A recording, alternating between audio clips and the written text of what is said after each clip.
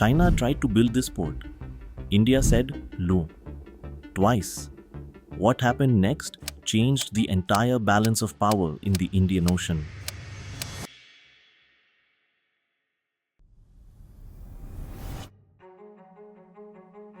Right now, somewhere in the Indian Ocean, a ship the size of 4 football fields is carrying 24,000 containers of goods between Asia and Europe.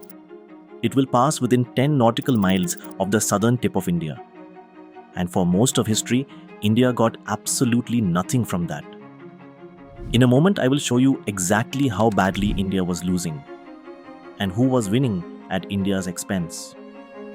Over 75% of India's transshipment cargo, the business of moving goods between big ships and smaller ones, was handled at foreign ports. Colombo, Singapore, Dubai.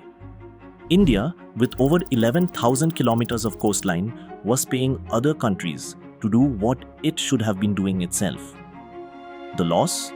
Over 200 million US dollars every single year. But here is where it gets interesting.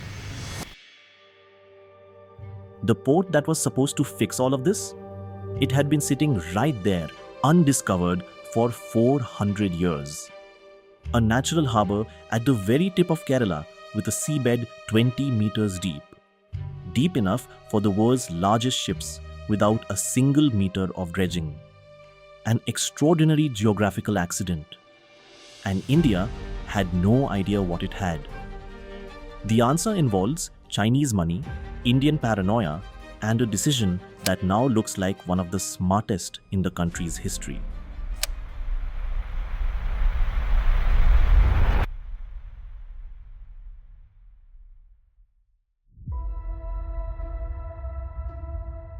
When India began planning the Vizhinjam port in the early 2000s, Chinese companies came forward with a construction offer.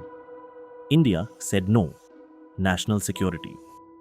Then, in 2004, a second Chinese consortium applied for clearance. India said no again. Same reason. At the time, many people thought India was being paranoid. Chinese infrastructure investment was pouring into countries across Asia. Why not take the money? To understand that, you need to look at a map. A very specific map that Beijing would prefer you never see.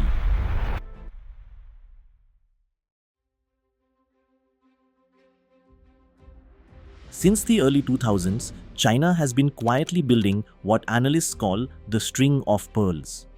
A chain of ports and facilities running from its coastline around the Indian Ocean all the way to the Horn of Africa. Gwadar, Pakistan.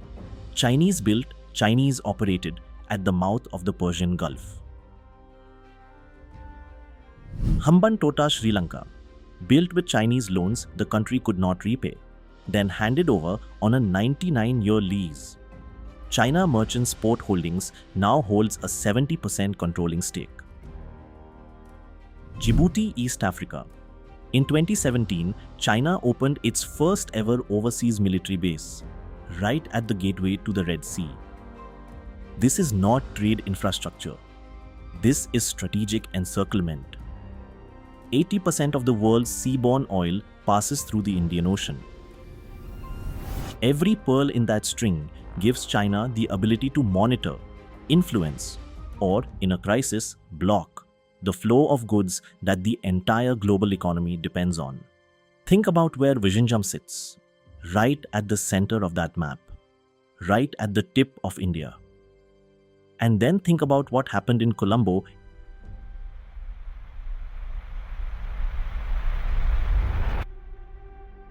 In 2022, a Chinese spy ship Yuan Wang 5 was docked at Colombo's commercial port in Sri Lanka, just 135 nautical miles from India's coast.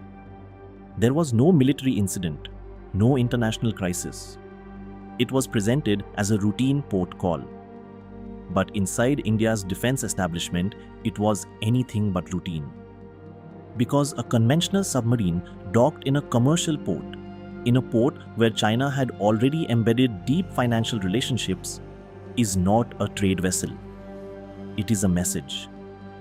We are already here, and we got here through your neighbor's front door. So the Chinese have sent a spy ship. While they may call it a research ship, but it is practically one of the world's most modern spy ships. It can track movement of satellites. It can track movement of missiles. It can also map the ocean bed, and Indian Ocean bed extremely critical in the years ahead. So this spy ship was in the Indian Ocean region. It's now at the Hambantota port. India didn't want it. India was concerned. So was the United States of America. Now go back and imagine China had been allowed to build Vizhinjam, a port on India's own soil, with naval-grade depth, 10 nautical miles from the world's most important shipping lane. India's two refusals, which seemed paranoid in 2004, now look like the most important no's in recent Indian strategic history. What happened in December 2024 sent a message back to Beijing, and it arrived in the form of the largest ship ever to dock in India.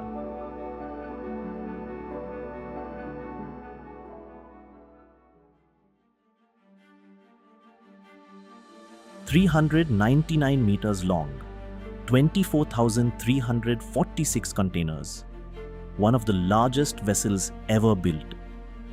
For years, it had bypassed India entirely. No Indian port could take it. Now, it berthed at Vizhinjam, offloaded and left for Europe.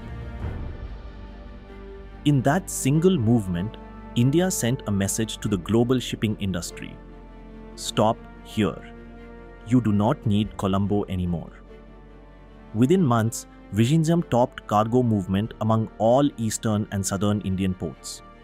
It handled 636 vessel calls in its first year, 40% ahead of target. The $200 million that had been bleeding out to foreign ports every year has started coming home. The Mediterranean Shipping Company has already built Vizhinjam into its Asia to Europe route.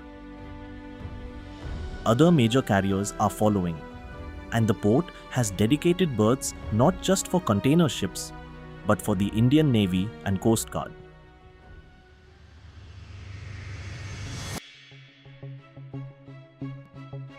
In 2023, at the G20 summit in New Delhi, India unveiled the India-Middle East-Europe Economic Corridor, IMEC, a trade route connecting India directly to Europe via the Gulf, backed by the US, EU, Saudi Arabia, and UAE.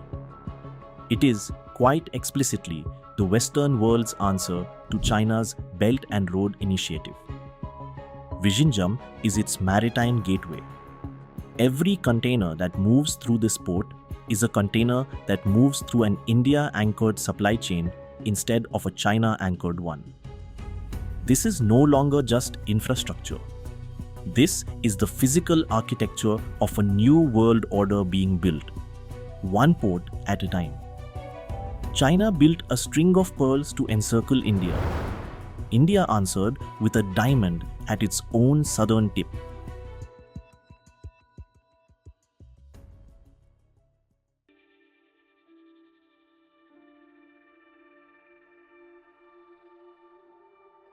China came to Vizhinjam twice. It was refused twice. It watched India spend 2 decades and nearly 9,000 crore rupees building the port it wanted to control. It watched that port open, exceed every target, and pull traffic away from Chinese-controlled terminals in Colombo. It watches a port with naval berths sitting 10 nautical miles from the most important shipping lane on Earth, anchoring a great corridor built specifically to compete with Belt and Road. Vizhinjam is not the port China built.